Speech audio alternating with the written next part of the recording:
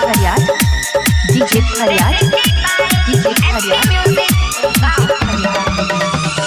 परले छौका मजा तोरा गली में बुला के मरले छौका मजा तोरा गली में बुला के सब छौरा के माल कहे छ तोरे छू छू के गाल कहे छ परले छौका मजा तोरा गली में बुला के मरले छौका मजा तोरा गली में बुला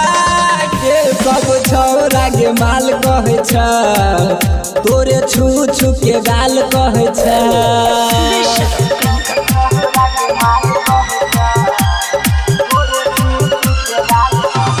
डीजे फरियाद लोखी डीजे फरियाद लोखी डीजे फरियाद लोखी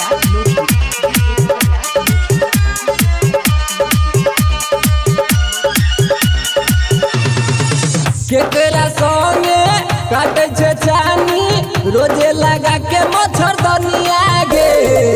केकरा जरे जाबे के घरे बन के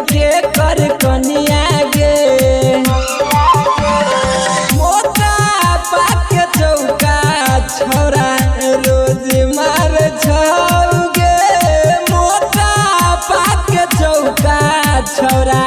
रोज मार छौगे सब छौरा के माल कहे छ तोरे छू छू के गाल कहे छ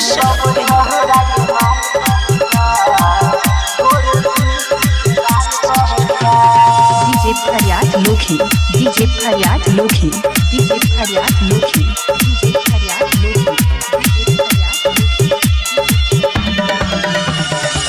राइटर मुकेश मधु बनिया गए छौरी रह छो रोज तोरा फेरा में कहो तेनारी लाल तोरा गए छौरी मिलैला यही है डेरा में नंबरी पन सौआ पप्पू रोज झार छौगे